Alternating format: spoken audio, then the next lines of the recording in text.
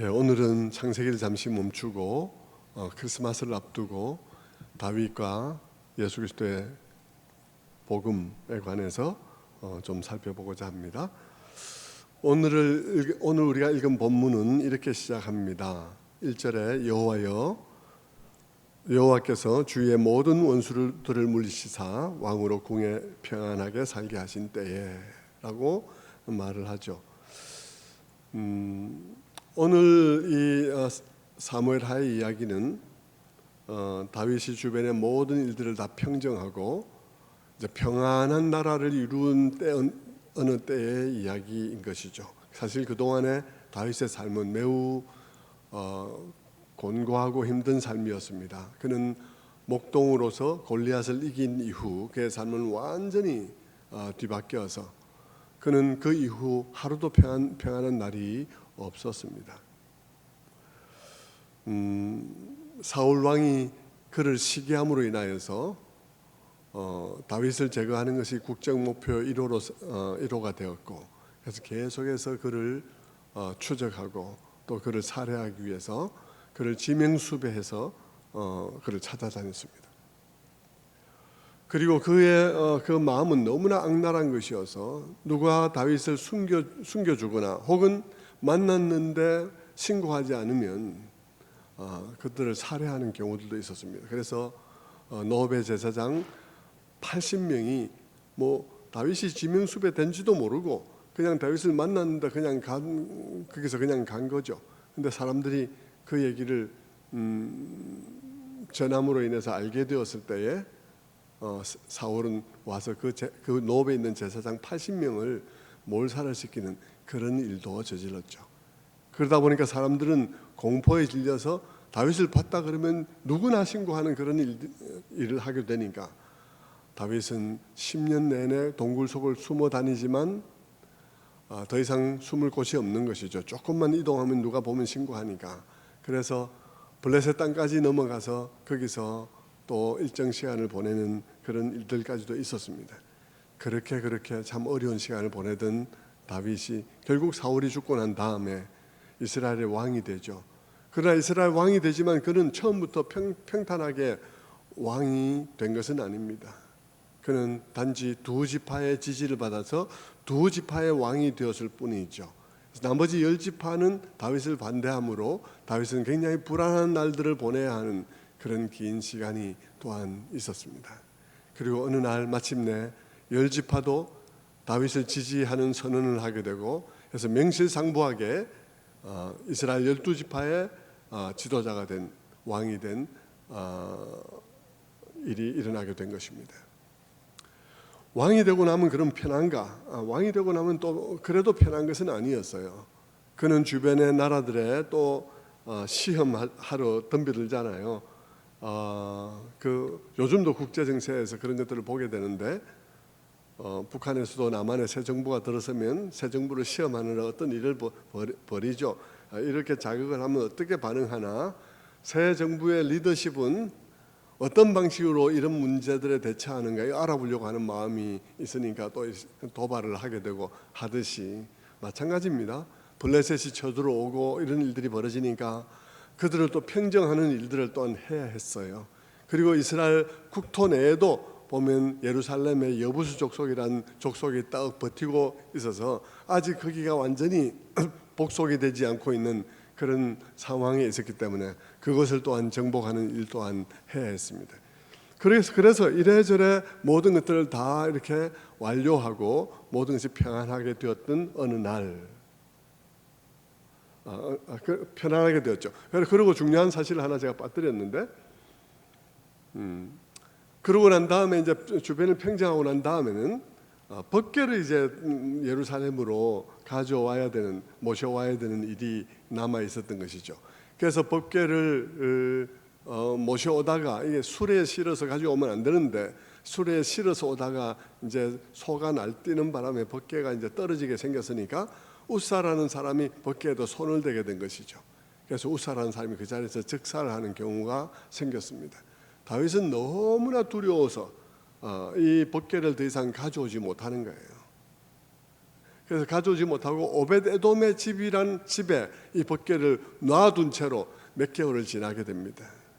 몇 개월을 지났는데 들리는 소문에 오벳에돔의 집에 큰 재앙이 일어났다는 소문이 들릴 줄 알았는데 그렇지 않고 엄청난 복을 받았다는 소문이 들린 거예요. 그러니까 다윗이 마음이 조금 누그러진 것이죠. 그래서 조금 마음이 편해져서 이제 벗개를 다시 예루살렘으로 모셔드려야 되겠다 이런 생각을 하고 이제 그것을 벗개를 예루살렘으로 가져왔습니다. 그래서 안치를 했어요. 그렇게 해서 모든 것이 이제 평정이 됐을 때, 모든 것이 편안하게 되었을 때 어느 날 다윗이 말을 하는 것입니다. 1절 2절 우리 함께 읽어볼까요? 1절 2절 함께 읽겠습니다. 시작. 여호와께서 주의 모든 원수를 물리치사 왕으로 궁에 평안히 살게 하신 때에 왕이 선지자 나단에게 이르되 볼지어다 나는 백향목 궁에 살거늘 하나님의 궤는 휘장 가운데 있도다. 평안히 살게 된 어느 날에 다윗의 마음속에 내가 지금 이렇게 백향목 궁전에 살고 있는데 하나님의 벗개는 저렇게 천막 속에 휘장 너머에 거기 있구나 하면서 마음이 불편한 생각이 살짝 들은 것입니다. 그래서 그 말은 곧 성전을 짓고 싶다, 성전을 지어서 이 벗개를 그 안에다 이렇게 정식으로 모시고 싶다 이런 생각을 이제 했다는 말이죠. 그 말을 들은 나단 선지자가 뭐라 했겠습니까? 오늘 본문에 보면 왕이여 하나님께서 늘 왕하고 같이 이렇게 한 마음이었지 않습니까? 왕의 마음대로 하십시오 이렇게 이제 얘기를 한 거예요. 나단이 뭐라고 달리 말하겠습니까? 왕의 말이기도 하거니와 이 일 자체가 뭐 잘못된 일 같아 보이지 않잖아요. 당연히 왕이 됐으면 감사하는 마음으로 하나님 앞에 무언가를 하는 게 당연하고 왕의 스케일로 해야 되니까 이렇게 성전 정도는 지어야 되는 건 아닌가 그런 생각을 하게 되는 것입니다. 그렇죠. 왕은 왕의 스케일로 해야 되는 거죠. 필리핀 같은 데도 가서 제가 한번 방문해서 보니까 필리핀의 SM 그룹이라고 엄청난 큰 회사의 그룹이 그냥 예수를 믿게 되면서 그냥 교회 하나를 엄청나게 크게 지어서 이렇게 그냥 교회에다 바친 교회가 있더라고요. 왕이니까 왕의 스케일로 성전을 지어드리겠습니다 하는 생각을 할 수 있는 거죠. 아주 당연하고 또 누구나 보면 좋은 생각이다 할 생각할 만한 그런 생각입니다. 그런데 그날 밤에 하나님께서 나단 선지자에게 나타나셔서 말씀하시는 거예요. 5절부터 7절까지 제가 읽어보겠습니다. 가서 내 종 다윗에게 말하기를 여호와의 말씀이 내가 나를 위하여 나의 거할 집을 건축하겠느냐? 내가 이스라엘 자손을 애굽에서 인도하여 내던 날부터 오늘까지 집에 거하지 아니하고 장막과 해막에 거하며 행하였나니 무릇 이스라엘 자손으로 더불어 행하는 곳에서 내가 내 백성 이스라엘을 먹이라고 명한 이스라엘 어느 지파에게 내가 말하기를 너희가 어찌하여 나를 위하여 백향목집을 건축하지 아니하였느냐고 말하였더냐. 하나님께서 말씀하신 것은 세 가지입니다. 네가 나를 위하여 거할 집을 거하겠느냐? 이 말이 되냐?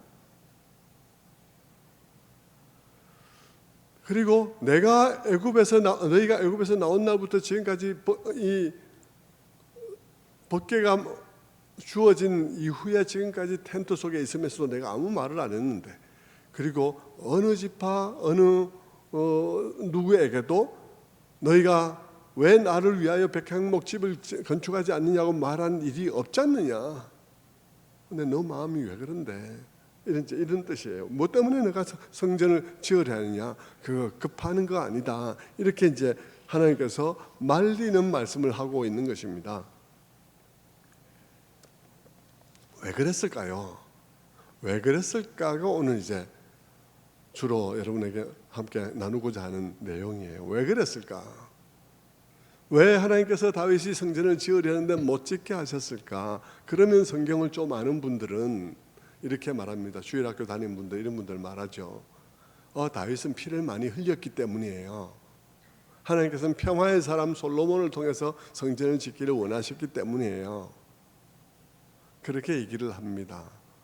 근데 그 말이 맞기는 맞는데 그 말을 여기서 가져오면 여기 메시지는 다 망가지는 거예요. 그 말은 역대상에 있는 말씀입니다. 역대상 22장에 있는 말씀인데요. 다윗이 솔로몬에게 너가 성전을 지으라고 말을 하면서 하나님께서 나더러 짓지 못하게 하시고 내가 피를 많이 흘려서 짓지 못하게 하시고 너에게 짓게 하셨다라고 그렇게 말을 전하는 대목이 나와요. 그런데 우리가 유의해야 될 것은 다른 성경책에 있는, 그러니까 성경의 66권 중에서 다른 성경책에 있는 것을 어떤 상황 속에 가지고 오는 게 불가능한 게 아닌데요. 가지고 올 수 있고 사용할 수 있는데요. 주의해야 될 때가 있습니다. 항상 염두에 둬야 될 것은 거기서 그 얘기가 있을 때에는 그때의 의미 때문에 쓰여진 것이고, 그것을 여기에 가져와도 될 때는 가져오지만 가져오지 말아야 될 때는 안 가져와야 되는 거예요. 복음서에도 보면 같은 사건이 이 복음서에도 기록되었고 저 복음서에도 기록되어 있는데 가만히 처음에는 다 같은 줄 알았죠. 학자들이 가만히 연구해 보니까 이 말씀이 거기에 있을 때는 거기에 어떤 목적에 기여하고 있고, 이 말씀이 마태복음에 있을 때는 마태복음의 목적 때문에 여기 있다는 것입니다. 그래서 앞뒤 사정들이 각각 달라요. 그래서 앞뒤 사정과 함께 다른 어떤 의미를 구성하고 있는 경우들을 보게 되는 것이에요. 마찬가지로 하나님께서 왜 다윗에게 성전을 짓지 못하게 했을까 하는 이 대목을 생각할 때 역대기의 이야기를 가져와 가지고 얘기를 하면 오늘 메시지를 찾아내기가 되게 어렵습니다.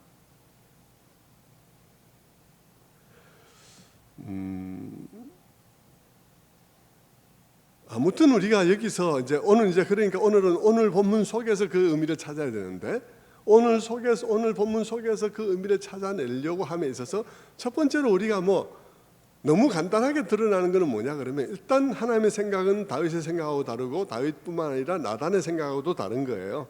나단도 쉽게 동의를 했고 이게 잘못된 건가, 당연하지, 잘못된 생각도 아닌데 왕의 마음대로 하십시오 했지만, 하나님께서 다른 얘기를 하고 계시니까 하나님의 생각은 다윗의 생각하고 다르고 나단의 생각하고 다르고, 당연히 우리가 그렇게 생각하고 있듯이 이거 잘된 일 아닌가, 괜찮은 일이잖아, 잘못된 거 없잖아 생각하는 우리의 생각하고도 다르다는 것입니다. 그렇다면 하나님께서는 왜 이 일에 찬성하지 않았을까?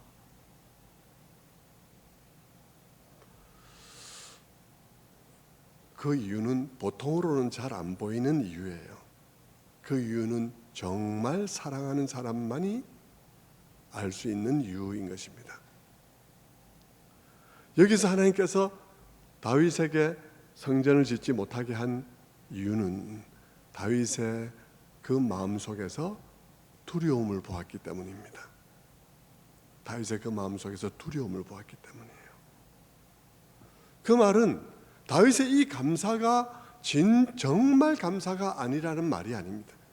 다윗의 감사는 정말 감사하는 거예요. 여러분, 어릴 때 집안에서조차 무시되던 그런 목동이 왕이 되었는데 어찌 감사하지 않을 수 있겠습니까? 그가 골리앗을 죽이고 난 이후에 많은 어려움을 겪었는데도 불구하고 그 모든 어려운 과정 속에서 그를 지켜주셨는데 어찌 감사하지 않을 수 있겠습니까? 그는 정말 감사하는 마음이죠. 그리고 그거는 정말 예의 있는 생각입니다. 하나님께서 이렇게 나에게 복을 주셔서 이렇게 나를 평안하게 거하게 하셨는데 하나님의 법궤가 저렇게 있구나. 아이고, 이게 정말 마음이 불편한 일이다. 정말 법궤도 성전을 제대로 지어서 거기 모셔야 되겠다는 생각은 정말 예의 바른 일이죠.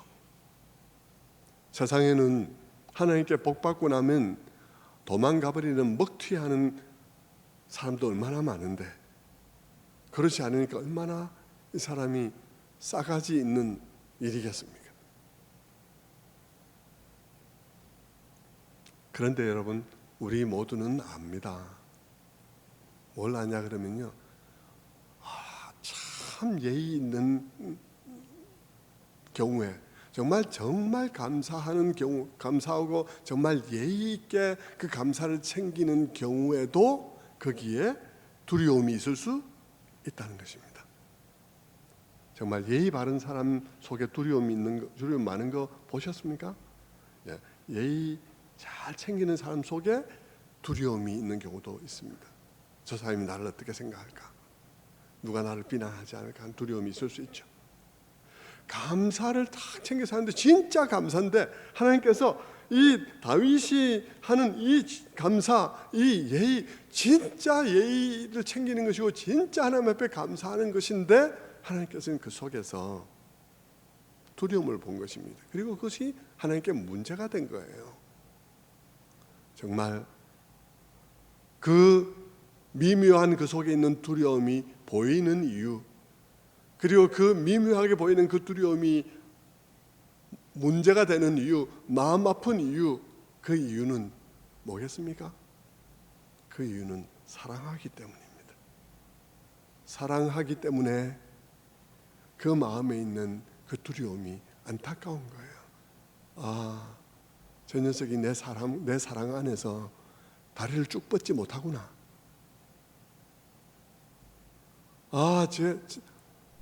제가 내 사랑 안에서 정말 쉬지를 못하구나. 감사한다고 하는데, 예의 차리고 하는데 제가 지금 나를 지금도 두려워하구나 하는 게 보인 것이죠. 그것을 볼 때 정말 다윗을 사랑한다면, 정말 다윗을 사랑하기에 안타까운 거죠.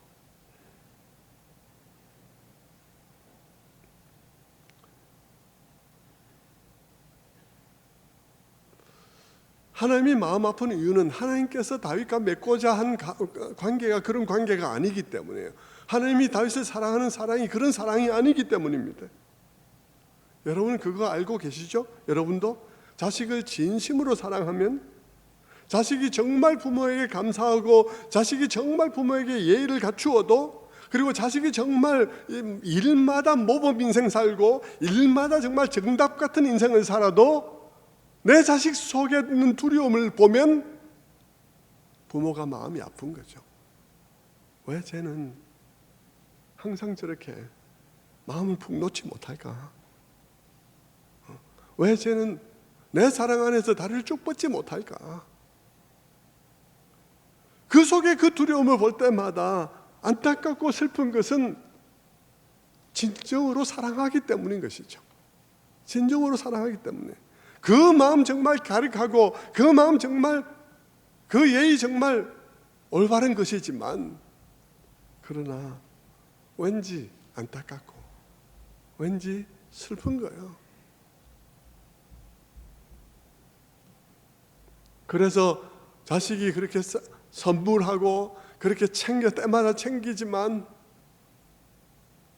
그래도 잘 챙기네 때마다, 그리고 만족해하면서 그냥 넘어가기에는 자식을 너무 사랑하니까 보이는 거예요. 그게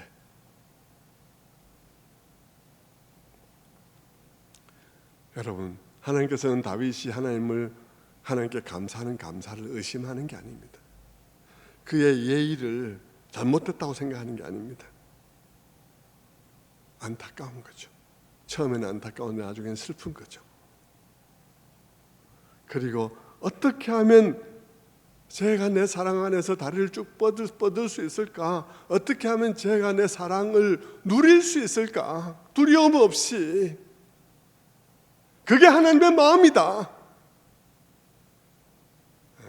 오늘도 교회를 향한, 오늘도 우리를 향한 하나님의 마음은, 우리가 하나님을 진정으로, 하나님이 우리를 어떤 사랑으로 사랑하는지를 알아서 그 사랑 안에서 우리가 안식할 수 있느냐, 아니면 두려움에서 헌금하고 두려움에서 뭘 하고 있는가 하는 것이라는 것이죠.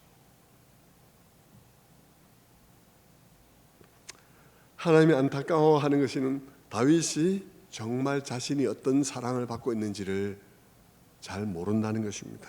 잘 모를 수밖에 없죠. 우리는 여러분 지금 이 많은 스토리를 막 쌓여가지고 우리는 그걸 통해서 지금 보고 있지만, 다윗으로서는 지금 다윗은 그 사랑을 잘 알려지 않는 그 사랑을 헤아려서 우리에게 이제 전해줘야 되는 사람인데 그걸 잘 모르잖아요. 그러니까 그때까지는 그가 이런 사건을 겪기 전까지는 그는 하나님에 대해서 관계를 그렇게 못하고 있는 거예요. 그래서 마음의 부담을 갖고 있는 것입니다. 성전을 지어드려야 되겠다고 생각하는 것입니다. 그래야 마음이 편할 것 같은 생각이 들기도 하는 것이죠. 우리는 그런 것을 쉽게 거룩한 부담이라고 말하는데, 여러분, 거룩한 부담하고는 다른 거예요. 거룩한 부담은 그 사랑을 진정으로 안 사람이 정말 감사한 마음에서 이번에는 이건 내 차례가 아닐까? 내가 이번에는 이 일을 감당해야 되는 것 아닐까? 이런 생각을 할 때 거룩한 부담이라고 할 수 있죠. 그러나 그 사랑을 제대로 알지 못해서, 그래서 우리가 막 종교화되어져서 막 내가 도 닦듯이 막 그렇게 내 공로를 세우면서 내가 조금이라도 그렇게 하면 좀 더 잘 보일 수 있을 것 같아서 하나님과 나와의 관계를 관리하는 그런 그것을 거룩한 부담이라고 말하지 않는 것입니다. 그것은 하나님께서 슬프게 생각한다는 것이죠. 무릇 구약시대나 신약시대나 하나님을 믿는다고 하는 사람들은 그런 점에서 바른 하나님의 사랑, 내가 무슨 사랑을 받고 있는지, 그리스도인들은 우리가 지금 무슨 사랑을 받고 있는지를 바로 알아야 한다고 하나님께서 말씀하고 계신 것이죠.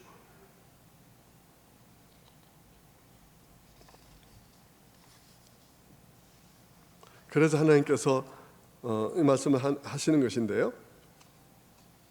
그렇다면 여러분, 다윗의 마음속에 있는 이 두려움은 어디서 온 것일까요? 하나님께서 말씀하십니다. 나는 절대 네한테 그런 부담 준 적이 없다. 나는 한 번도 내 집을 지어달라고 말한 적도 없고, 나는 출애굽 이래로 지금까지 항상 그 밖에는 천막 안에 있었고, 그럼에도 불구하고 그 누구에게도 내 집을 지으라고 말하는 일도 없다. 나는 네한테 아무 부담을 준 적이 없다고 말하고 있는데, 다윗은 어떻게 해서 부담을 가지게 된 것일까요?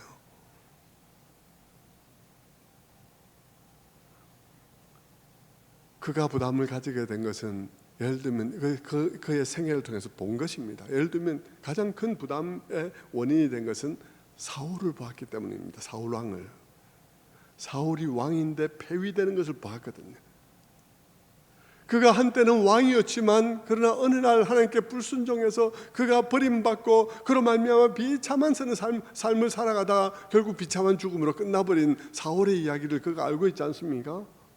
그리고 바로 이 7장이지만 6장에 가면 거기에 웃사의 사건이 일어나거든요. 벗개를 옮겨오다가 그 벗개를 잘못 건드려서 죽었지 않습니까? 그러니까 다윗의 마음속에는 두려움이 가득한 거죠. 한편으로는 궁정에 있어서 백향목으로 만든 궁정에 그가 앉아있지만, 참 한편으로는 정말 감사하고 정말 그렇지만 이렇게 내가 가만 앉을 수 없다, 하나님 앞에 이렇게 감사의 예물을 드려야 되겠다고 생각하지만 그 마음이 전부가 아니라는 것이죠. 그 마음속에는 뒤에서 스멀스멀 두려움이 올라오고 있다는 것입니다. 내가 지금 오늘 백향목 궁정에 거하고 있지만 내일 내가 사울처럼 되지 않으란 법이 뭐가 있냐 하는 생각이 드는 것이죠. 슬슬 마음속에 두려움이 드는 것입니다. 마치 많은 성도들이 내가 무언가 하나님 앞에 감사하고 그렇게 하면서도 사실은 마음속에 또 두려움이 스물스물 올라오는 것처럼, 복음 위에 확실하게 거하지 못한 성도들의 마음속에 그런 마음이 있는 것처럼 이 구약시대에 있는 다윗에게는 그런 마음이 스물스물 올라오는 것입니다. 언제 상황이 바뀔지 누가 아냐, 그렇게 생각하니까 다윗이 지금 해야 되는 것은 무엇이겠습니까? 다윗이 지금 해야 되는 것은 관계를 관리하는 것입니다.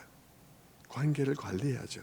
그래서 꼬박꼬박 감사하고 예의 바르게 행동하는 것입니다. 싸가지 없게 하면 안 되는 것입니다. 먹튀하면 안 되는 것입니다.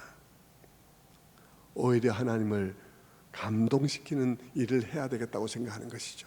그래서 하나님을 감동시키는 일을 기왕에 할 것 같으면 내가 왕이니까 좀 더 규모도 크고 좀 더 표가 나게, 좀 더 감동이 되게, 좀 더 큰 일을 좀 더 인상적으로 해야 되겠다 생각하니까 성전을 짓는 게 딱 맞는 것이죠. 딱 성전이 된 것입니다. 그래서 그는 성전을 지어드리면 안 되겠나는 생각을 하고 있는 것이죠. 물론 거기에는 기본적으로 진정한 감사가 있습니다. 그 감사는 진심입니다. 그런데 거기에는 두려움도 있는 것입니다. 내가 언제 버림받을지 모르니까 내가 하나님을 관리해야 되겠다. 하나님의 마음에, 하나님과의 나와의 관계를 관리해야 되겠다. 그것이 여러분 다윗이 생각하는 것이었고, 나단이 생각하는 것도 그런 범주를 벗어나지 못하고 있는 거죠. 그냥 그렇게 그들은 신앙생활을 하고 있었던 것입니다. 그렇다면 여러분 한번 생각해 보십시오. 다윗이 진짜 그래가지고 성전을 지었다 칩시다. 거금을 들여서 성전을 지었다 칩시다. 그렇게 짓고 나면 안심이 될까요? 그 다음에는 그렇게 거금을 들여서 성전을 짓고 나면 안심이 되었을까요? 얼마나 크게 지으면 안심이 될 것 같습니까? 얼마 동안 안심이 될 것 같습니까? 죽을 때까지 안심이 될까요? 죽을 때까지 그가 죄를 짓지 않는 일이 일어날 수 있을까요? 사울도 잘 나가다가 어느 한날에 버림받고 말았는데 정말 그가 그에게 진정한 안심이란 게 있을 수 있을까? 정말 그런 식으로 내가 이거 해줘서 감사하고 저거 해줘서 감사하고 그래서 감사하고 그래서 헌금하는 그 삶 속에 진정한 쉼이 있을 수 있을까? 여러분의 신앙생활 어떤 신앙생활이에요? 그런 신앙생활입니까? 여러분의 헌금도 늘 그랬습니까? 내가 월정해서 이렇게 성금하고는 안 드리면 안 될 것 같아서 하고 그렇게 해서 1년 다 채웠다 치더라도 여러분의 마음속에 진정한 쉼이 있을까요?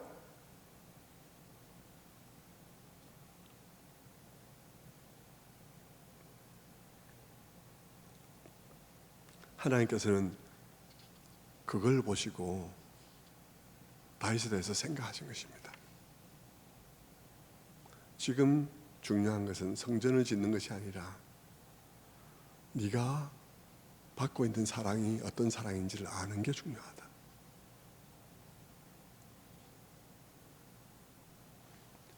너는 지금 엄청난 사랑을 받고 있는데 네가 어떤 사랑을 받고 있는지, 네가 받고 있는 사랑의 종류를 몰라서 내가 지금 불안해하고 있는데, 그것을 네가 지금 성전 짓는 것으로 커버하려고 하고 있는데, 지금 중요한 것은 네가 성전을 짓는 것이 아니라 네가 받고 있는 사랑에 대해서 아는 것이 중요하다. 이렇게 하나님께서 하고 있는 것이죠. 하나님께서는 그것이 지금 이 시간 그 순간 다윗을 위해서 중요하고, 그 이후에 이스라엘 전 백성을 위해서 그 경험이 중요하고, 그리고 그것이 오늘 우리를 위해서 중요하기에 하나님께서는 성전을 짓지 못하게 하고 있는 것입니다. 하나님께서는 누가 너더러 성전을 지으라고 하더냐, 내가 너의 진심을 모르는 바가 아니다마는 그러나 너는 알아야 된다. 너와 나의 관계가 그런 관계가 아니다. 나와 너의 관계는 너가 지금 너를 왕으로 만들어주니까 감사하고, 네가 그래서 그 감사한 마음에 큰 선물을 주니까 내가 너를 더 좋아하고, 그래서 우리가 유지되는 그런 관계 아니다. 우리 관계 그런 관계 아니다.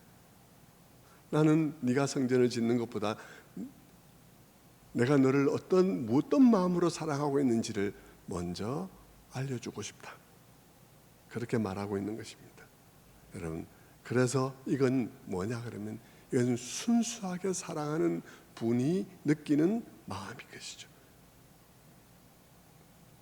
그런 분만이 우리가 온전히 그분 안에서 쉼을 얻지 못할 때 안타까워하는 것입니다.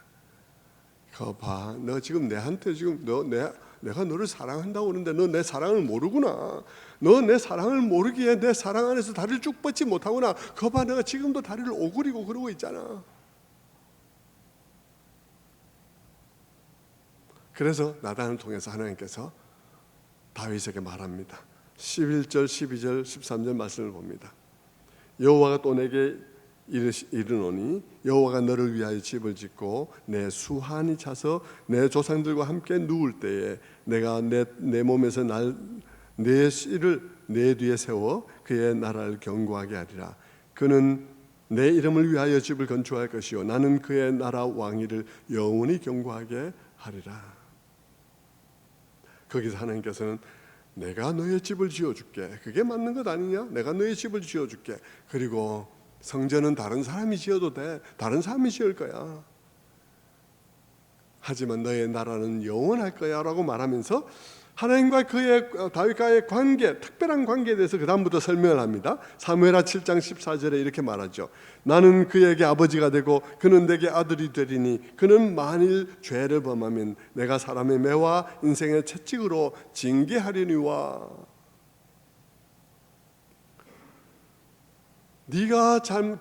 너와 너의 후손이 잘못하면 내가 징계는 할지 몰라도 15절에 내가 내 앞에서 물러나게 한 사울에게서 내 은총을 빼앗은 것처럼 그에게 빼앗지는 아니하리라. 내 집과 내 나라가 내 앞에서 영원히 보존되고 내 왕위가 영원히 견고하리라. 하나님께서는 지금 다윗의 마음의 두려움을 읽고 계셨다는 것이죠. 읽고 계셔서 이렇게 지금 반응하고 계신 것입니다. 너는 내가 너에게 주는 사랑이 어떤 종류의 사랑인지 모르구나. 너 사울하고 나하고 같은 게 아니야. 여기서 사울하고 다윗은요, 이게 드라마 속에서 서로 다른 것을, 이 드라마의 메시지를 전하기 위해서 등장한 서로 다른 역할의 등장인물입니다. 사울은 하나님과의 언약 관계에 있지 않은 그냥 자기 공로로 인정받아야 될 위치에 있는 사람인 거예요. 그는 그렇게 하다가 실패하니까 그냥 끝나버렸어요. 그냥 쫓겨나버리고 말았죠. 다윗은 그 반대로 하나님이 사랑하기로 결심함으로써 사랑한 어떤 사람에 관한 이야기인 것이죠. 하나님이 자신이 결단함으로써 사랑하는 사랑을 나타내는 인물, 그 인물이 다윗이에요. 그 다윗에게 지금 말을 하고 있는 것입니다. 내가 너하고 맺고 있는 관계, 내가 이스라엘과 맺고 있는 관계, 내가 교회와 맺고 있는 관계는 다른 종류의 관계야. 사울로서 표현되었던 그런 관계와는 다른 것이야. 나와 너와의 관계는 다른 관계다. 그러면서 너의 나라는 영원할 것이고 너와 너의 후손들은 죄를 범해도 징계를 할지언정 그 은총을 빼앗지는 아니할 것이다. 그렇게 말씀하고 계신 것이죠. 그 말씀은 무슨 말이냐 그러면 나와 너의 관계는 네가 생각하는 관계하고는 다르다는 것입니다. 너는 지금 어떻게 하고 있냐 그러면 다윗은 지금 어떻게 하고 있냐 그러면요, 사울의 손에서 지켜주신 것에 대해서 감사하고 있고 블레셋에서 승리하게 해준 것에 대해서 감사하고 있고 이제는 평안하게 거하게 된 것에 대해서 감사하고 있고 그래서 감사하고 병 나은 것에 대해서 감사하고 자녀가 입시에서 좋은 성적 거둔 것에 대해서 감사하고 개척에서 교회 좀 성장한 것에 대해서 감사하고 그리고 집을 샀는데 타이밍이 좋아서 그래서 좋은 시기에 저가로 집을 산 것에 대해서 감사하고 그래서 감사하는 것으로 유지되는 관계, 그 관계 아니야. 너하고 나하고 관계는 그 관계 아니야. 기독교인과 하나님과의 관계, 기독교에서의 하나님과의 관계, 그 관계 아니야. 그런 일이 있을 때 네가 감사하는 거 당연하지. 그런 일이 있을 때 네가 감사하는 거 정말 맞는 일이야. 정말 그런 때 너가 먹튀하지 않고 감사하는 거 정말 필요한 일이야. 그런데 그게 우리의 관계라고 생각하지 마. 그게 우리의 관계의 본질이 아니야. 너와 나와의 관계는 그런 관계가 아니라고. 너와 나와의 관계는 내가 사랑하기로 결단해서 너를 선택했고 너를 사랑한, 그래서 너를 자녀 삼은, 그래서 너가 잘못하더라도 너가 쫓겨나지 아니하는, 인생 채찍으로 너에게 괴로움을 주고 너의 그런 나쁜 습관들을 고치려는 일들이 일어날지언정 너를 버리지는 않는, 그것이 너와 나와의 관계야. 너가 감사하더라도 그 큰 감사 안에서 그 다음에 감사를 해야 되는 것이지. 그것을 모른 채 너의 감사로서 너의 불안을 때우려는 식의 방식의 종교성, 그런 종교 심리를 가지고 하는 것 아니라고. 이건 세상 사람들이 모르는 관계라고. 그래서 다윗 너도 몰랐고 나단도 몰랐고, 내가 이렇게 말해주지 않으면 너희가 모를, 사람들이 상상도 하지 않은 그런 종류의 사랑을 너희가 받고 있는 것이라고 하나님께서 말씀하고 계시는 것입니다. 너가 나에게 받는 사랑은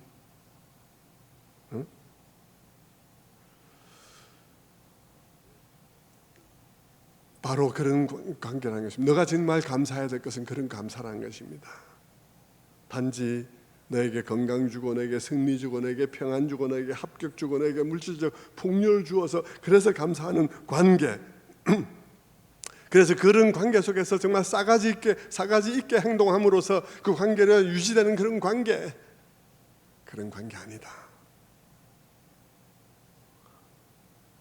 너가 지금 내게 받는 사랑은 너가 성전을 지어 바친다고 더 사랑받고, 지어 바치지 않는다고 덜 사랑받고, 그런 것이 아니라 너가 성전을 지어 바치든 바치지 않든 상관없이 사랑받는, 심지어는 너와 너의 자손들이 실패했다 하더라도, 불순종했다 하더라도 버림받지는 않는, 너에게 괴로움은 생길 거야. 내가 너를 가만두지는 않을 거야. 그래서 너를 반드시 그것을 시정시킬 거야. 그런데 지옥 문 앞에 가서라도 너를 데리고 올 거야. 엄청난 고통을 받아서 내가 지옥 문 앞에 있는 줄 생각되는 그런 순간이 있을지는 몰라도, 그렇다 해서 지옥 문 안으로 들려보내지는 않을 거야. 내가 너를 데려올 거야. 그것이 너와 나와의 관계야 라고 말하고 있는 것입니다. 이 말을 나단 선지자로부터 들은 다윗의 반응이 어땠겠습니까? 이 말을 나단 선지자로부터 들은 다윗은 그 길로 17절부터 18절에 이렇게 반응을 보입니다. 18절 한 절 우리 함께 읽어보겠습니다. 시작. 다윗 왕이 여호와 앞에 들어가 앉아서 이르시되, 다시 한번 시작. 다윗 왕이 여호와 앞에 들어가 앉아서 이르되, 주 여호와여, 나는 누구며 내 집은 무엇이기에 나를 여기까지 이르게 하셨나이까? 주 여호와여, 나는 누구며 나는 누구기에, 나는 우리 집안은 무엇이기에 우리를 여기까지 이르게 하셨나이까? 그러면서 그 다음 절에 여기까지 이른 것도 정말 엄청난 일인데 이것을 오히려 작게 여기시고 여호와께서는 종의 집에 있을 먼 장래의 일까지도 말씀해 주시나이다 라고 하면서 그는 하나님 앞에 감격해하며 말을 하고 있죠. 그런데요, 여기서 가장 중요한 말이 뭐냐 그러면요, 18절의 초도에 나와 있는 딱 한마디입니다. 다윗이 여호와 앞에 들어가 앉아서입니다. 앉아서 법궤가 있는 곳에 들어가서 앉았다는 것입니다. 지금 다윗은 어떤 상태에 있었습니까? 그는 하나님을 두려워하고 있었습니다. 사울이 버림받은 것처럼 나도 버림받으면 어떨까 하는 생각이 깔려 있습니다. 그것에 대해서는 절대로 보장받지 못했다고 생각하기 때문에, 그 이전에 자기가 생각할 때는 자기도 사울처럼 언젠가 버림받을 수 있다는 그 위험성, 그 가능성에 대해서 그런 가능성이, 그런 일이 일어나지 않을 거라는 보장을 받은 일이 없잖아요. 그러니까 그가 불안한 가운데 있었죠. 그리고 우사 사건에서 법궤를 만져가지고 우사가 죽었잖아요. 그는 두려워서 법궤를 가져오지 못했잖아요. 그런데 그는 그 법궤 앞에 나아가서 지금 앉았습니다. 땅에 퍼지고 앉았습니다. 그리고는 그는 말하는 것입니다. 여호와여, 나는 누구이오며 내 집은 누구간데 무엇이간데 나를 여기까지 이르게 하셨나이까?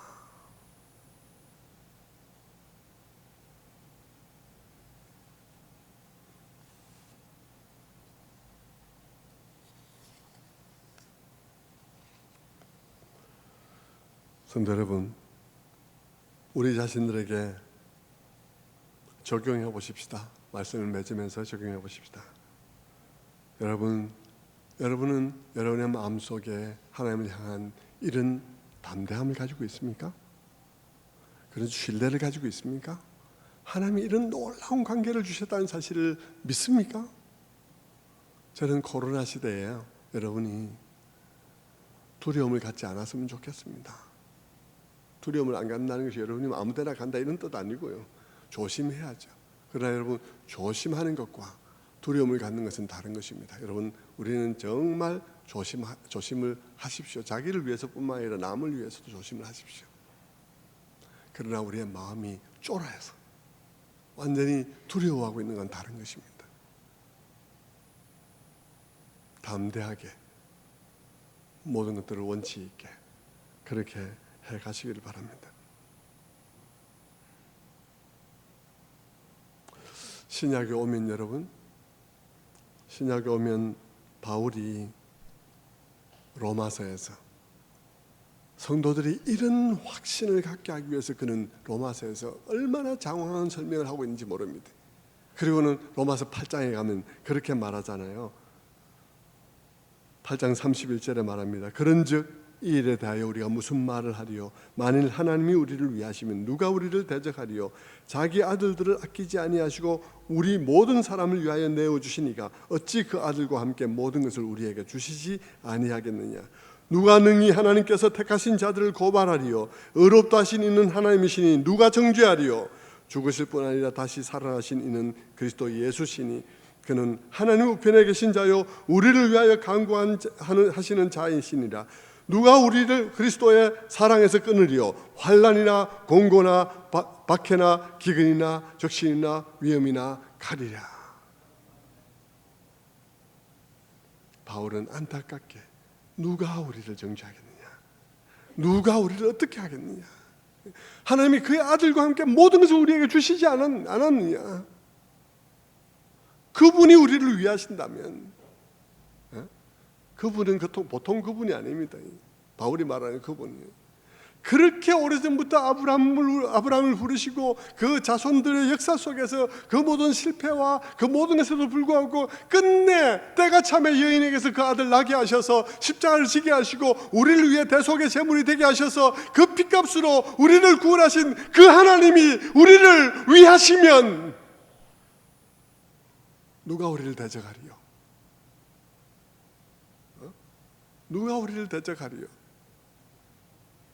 그 능력의 하나님, 그 지혜의 하나님, 모든 것을 합력하여 그의 사랑하는 자들, 그를 사랑하는 자를 위하여 모든 것을 합력하여 선을 이루게 하시는 그 능력의 하나님이 우리를 위하시면, 그리고 그때에 그 정한 때에 그의 아들 예수 그리스도 오셔서 십자가에 정확히 돌아가시게 하셔서 우리를 위한 속죄의 제물이 되게 하신 그 하나님이 우리를 위하시면